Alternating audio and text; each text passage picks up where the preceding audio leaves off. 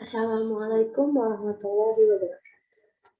Perkenalkan, nama saya Alma Sari dengan nomor NIM 290215014 dari Prodi Akuntansi Fakultas Ekonomi dan Bisnis Trisakti Universitas Bekasi.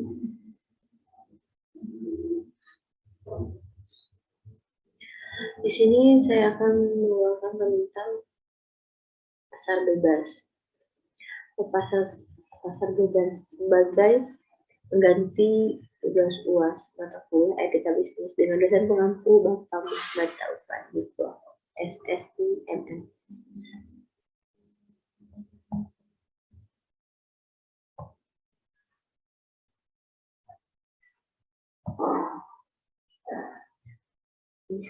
Pasar persaingan sempurna.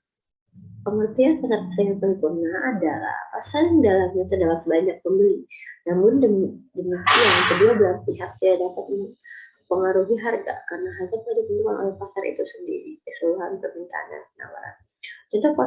Contoh pasar persaingan sempurna adalah perusahaan beras, pasar buah dan sayur, pasar minyak bumi, dan lainnya.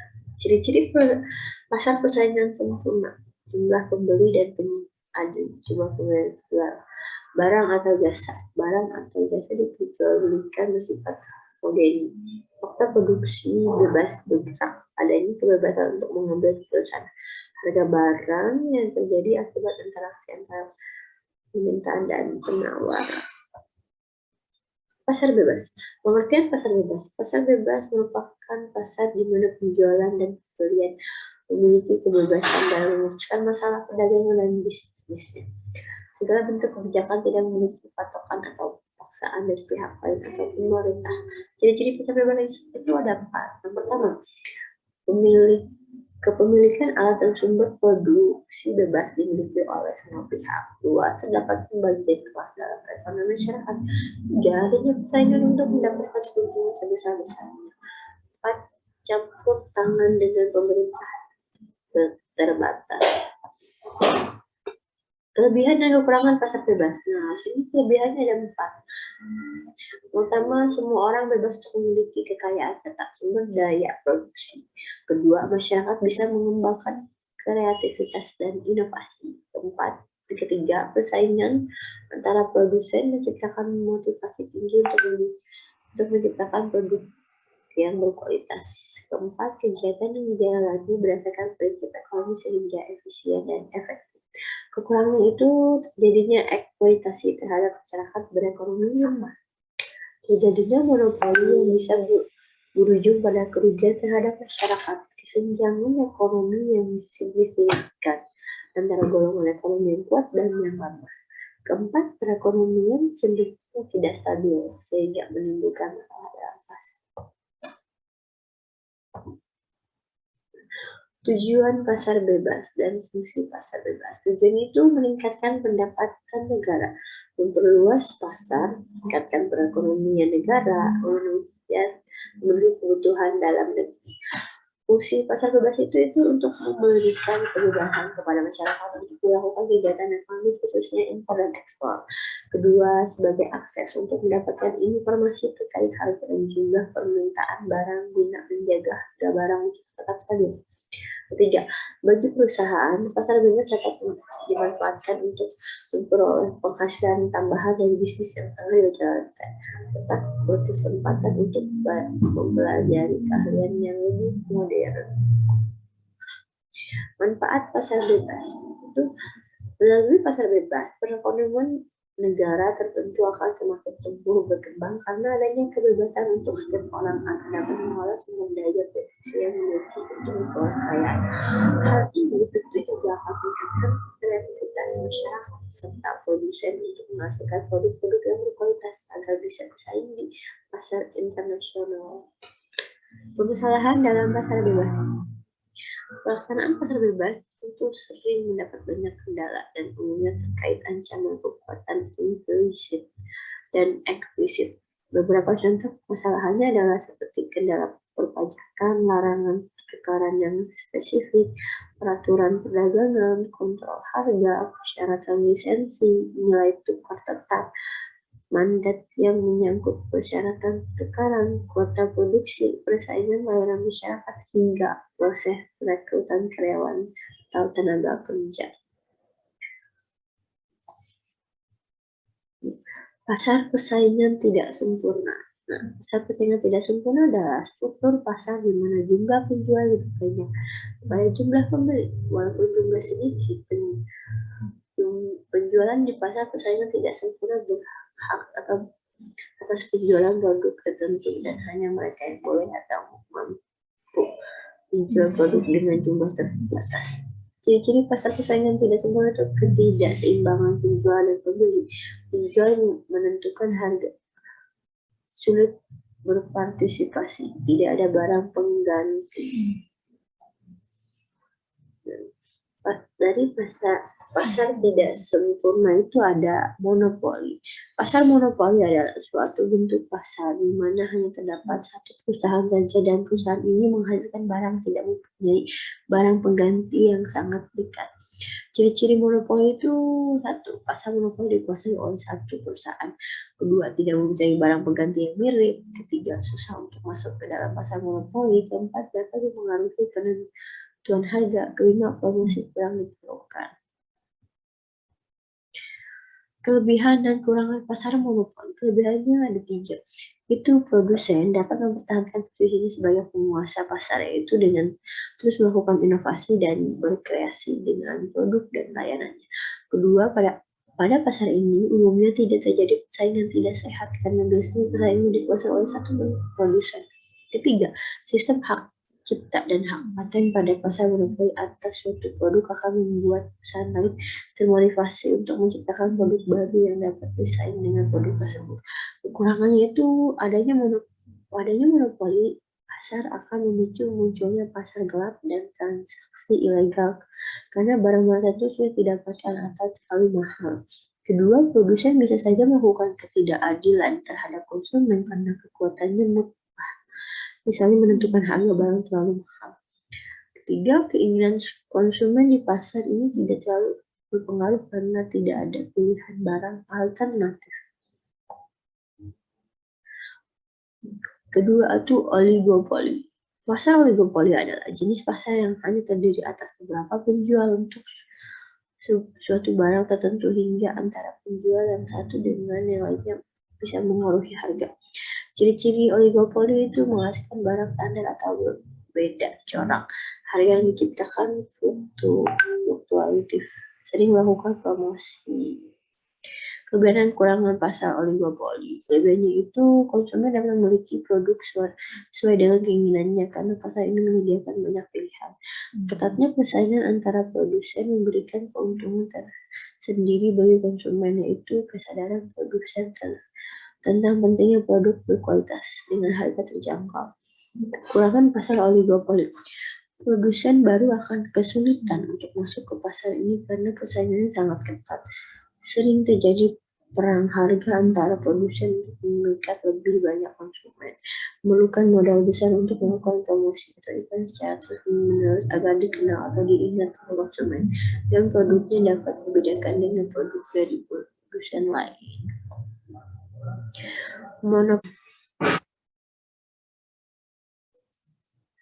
Monopsoni adalah bentuk pasar yang di dalamnya hanya terdapat satu penjual dan satu konsumen yang menjadi pembeli tunggal. Kelompok pengusaha selaku pembeli tunggal ini menguasai pasar komoditas dan dapat memunculkan potensi persaingan tidak sehat. Monopsoni merupakan sebuah kebalikan dari monopoli yang dikuasai oleh satu penjual besar. Ciri-ciri pasar monopsoni yaitu jumlah pembeli dan penjual tidak seimbang. Barang yang diperjualbelikan adalah barang mentah, harga yang ditentukan oleh pembeli, pendapatan tidak merata disebabkan oleh pembeli yang menentukan harga. Sering terjadi perselisihan.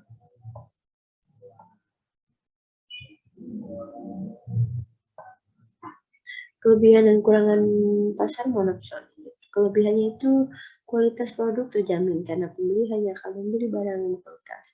Kedua, penjual termotivasi untuk selalu melakukan inovasi terhadap usahanya. Ketiga, penentuan harga lebih mudah karena tidak tidak terpengaruh oleh inflasi. Keempat, penjual akan lebih mudah menemukan pembeli tanpa perlu melakukan promosi. Kekurangan pasar Monopson yaitu pembeli berlaku semena-mena khususnya dalam penentuan harga. Keluhan penjual tidak didengar karena pembeli terlalu egois dan keuntungan yang didapatkan. Masalah ekonomi hanya ditanggung penjual seperti inflasi, deflasi, hingga kelangkaan bahan baku. Selanjutnya itu oligopsoni. Pasar oligopsoni adalah suatu bentuk pasar yang di dalamnya terdapat dua atau lebih pembeli yang menguasai pasar dalam hal penerimaan pasokan atau berperan sebagai pembeli tunggal atas barang atau jasa di dalam pasar komoditas. Ciri-ciri pasar oligopsoni yaitu satu, terdapat beberapa pembeli. Dua, umumnya pembeli adalah distributor. Tiga, produknya adalah bahan mentah. Keempat, harga produk cenderung stabil. Kelima, jenis barang sedikit. Keenam, pendapatan merata. Kelebihan dan kekurangan pasar oligopsoni. Kelebihan pasar oligopsoni, di pasar ini hak-hak produsen terlindungi dengan baik meskipun pembeli berperan sebagai penguasa. Hal tersebut bisa terpenuhi karena di dalam pasar ini adalah adanya beberapa pembeli, sehingga ketika penjual merasa dirugikan maka dapat berpindah ke pembeli lain. Masih berhubungan dengan poin 1, di pasar ini pembeli tidak bisa bertindak semuanya. Meskipun dapat menentukan harga, pembeli hanya menyesuaikan harga dengan barang yang dibeli agar produsen mau menjual kepadanya. Kekurangan pasar oligopsoni.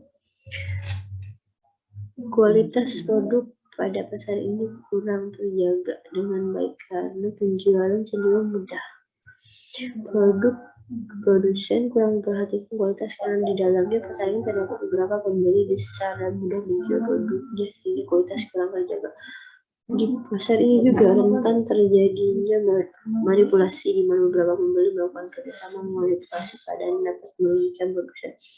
Biasanya manipulasi ini terjadi karena pembeli ingin mendapatkan harga yang lebih murah. Nah, etika konsumen. Bisnis dan pelindungan konsumen adalah keseluruhan peraturan dan hukum yang mengatur hak dan kewajiban konsumen dan produsen yang timbul dalam usahanya untuk memenuhi kebutuhan yang mengatur upaya untuk menjamin terwujudnya perlindungan hukum terhadap kepentingan konsumen. Hal ini dapat bersifat dalam segala transaksi jual beli secara langsung maupun secara online seperti yang kini dan marak.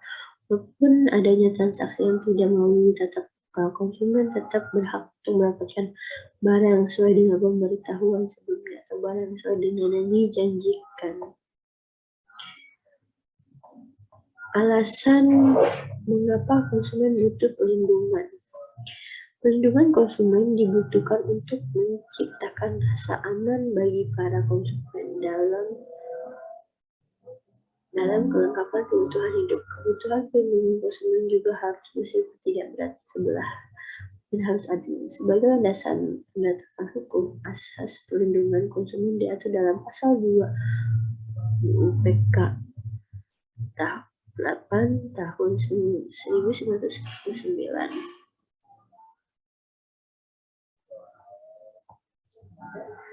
Tujuan dibuatnya perlindungan konsumen dapat dijelaskan dalam pasal 3 UPK 8/1999 yang dapat dijelaskan sebagai berikut, yaitu pertama, meningkatkan kesadaran, kemampuan dan kemandirian konsumen untuk melindungi diri, mengangkat harkat dan martabat konsumen dengan cara menghindarnya dari akses negatif pakaian atau jasa.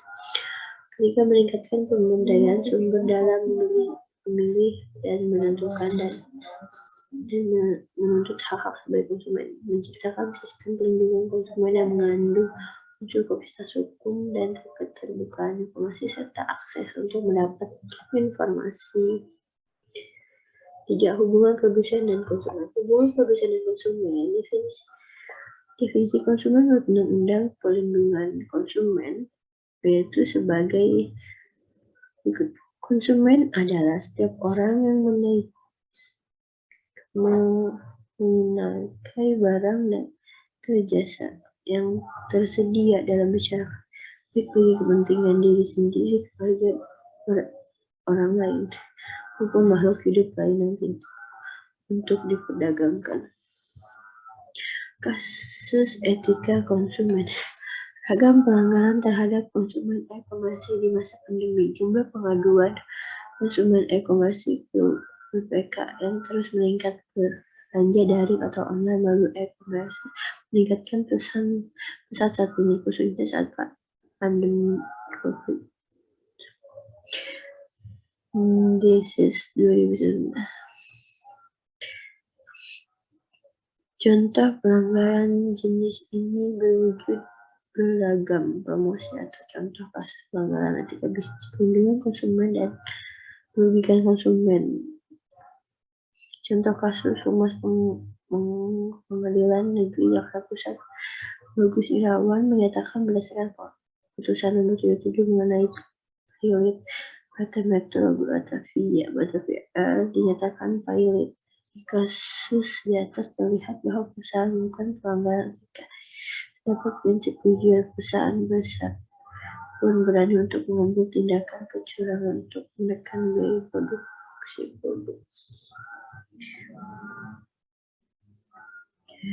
Etika perikanan. Apa itu etika perikanan? Secara umum, etika perikanan bisa diartikan sebagai kumpulan ketentuan normatif yang berkaitan dengan profesi serta usaha di bidang perikanan yang telah disepakati bersama dan hendaknya diterapkan dalam menjalankan usaha perikanan.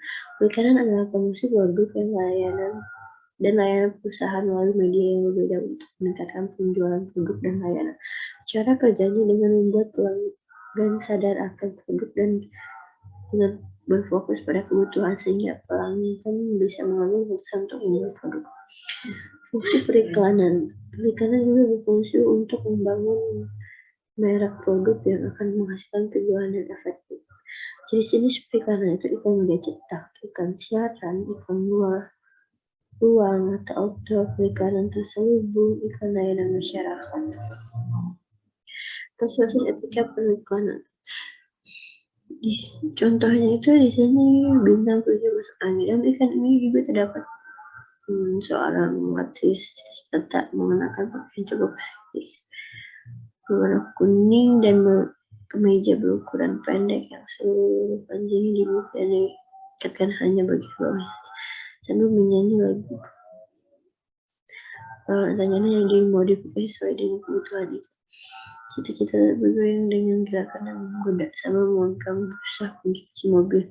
Selain itu, kamera juga fokus bagian atas tubuh jadi di mana bagian sesuatu yang jelas dengan pakaian sekinya itu.